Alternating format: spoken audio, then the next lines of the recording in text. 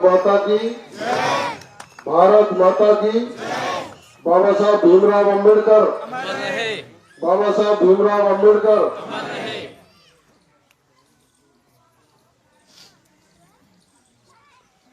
महात्मा बुद्ध जी के चरणों में नमन करते हुए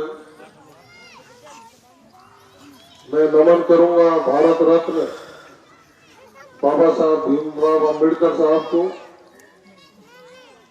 और चूंकि आज दो शख्सियतों का और महत्वपूर्ण दिन है,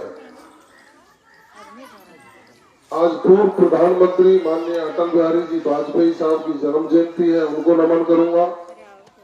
और हमारे आपके सबके गौरव महाराजा सूरजमल जी का आज बलिदान दिवस है, मैं उनको भी नमन।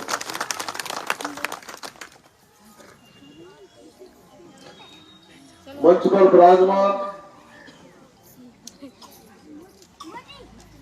सभी प्रबुद्धजन, मंच के समक्ष विराजमान दूर दराज से आए सभी शिक्षाविद, समाजसेवी और मेरी माताएं बहनें, सबसे पहले तो मैं साधुवाद और धन्यवाद देना चाहूंगा आदरणीय सरोज जी को, जिन्होंने अपने रिटायरमेंट के बाद, हो गया ना रिटायरमेंट, एक अच्छी पहल कि हमारे गांव के बच्चों को शिक्षा अच्छी मिले और उसके संसाधन उपलब्ध हो। बाबा साहब भीमराव अंबेडकर साहब के पार्क में स्थित उस सामुदायिक भवन में निःशुल्क लाइब्रेरी खोलकर जो सौगात दी है, आपको बहुत बहुत साधुवाद, आपका बहुत बहुत धन्यवाद। टीकम जी और उनका परिवार और उनकी पहल निश्चित रूप से सराहनीय है। और यहाँ जो बैठे समर्थ और सक्षम लोग हैं, उनको भी अपने जहन में आत्मसात करके इस पहल को आगे बढ़ाने का काम करना चाहिए, तभी इस कार्यक्रम की सार्थकता सिद्ध हो। तो आप जितने भी सरकारी सेवा में है, मंच पे और मंच के बाहर, आप हाथ उठा के बताओ कि आप रिटायरमेंट पे या रिटायरमेंट से पहले अपनी अपनी जन्मभूमि में ऐसी लाइब्रेरी स्थापित करोगे क्या?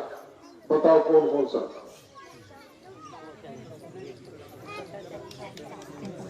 कितने लोग हैं? करीब 25 लोग। तो 25 स्थानों पर अच्छी लाइब्रेरी स्थापित होगी, इस कार्यक्रम की सफलता में निश्चित रूप से मील का पत्थर साबित हो। और मैं कह रहा हूं, नगर विधानसभा क्षेत्र में जितनी भी लाइब्रेरी खुलेंगी,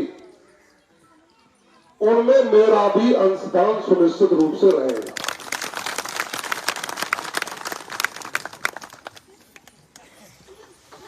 सरकारी स्तर पर होगा तो दिल खोल के, और निजी पॉकेट से होगा तो किसान हूं, किसान की हैसियत से जो दे पाऊंगा निश्चित।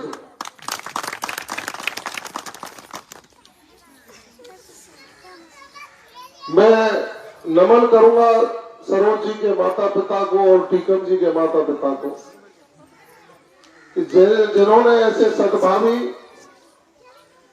सकारात्मक सोच और विकासोन्मुखी विचारधारा के व्यक्तित्व को जन्म दिया, और आज वो जन्म लेकर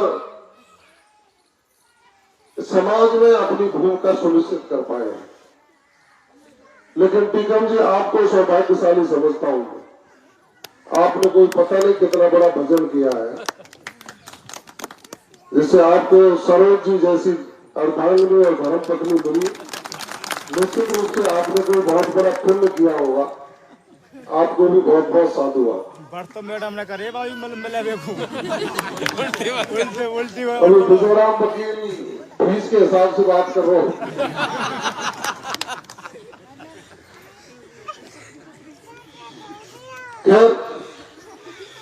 हम और आप सब लोग एक ऐसे कार्यक्रम में बैठे हैं जो हमें अपने जीवन में शिक्षा के मूल मंत्र को आत्मसात करने का एक संदेश देता है। निश्चित रूप से दीवारों पर आपने लिखा देखा होगा, जहां कहीं भी लोकतंत्र है, शिक्षा उसका मूल मंत्र।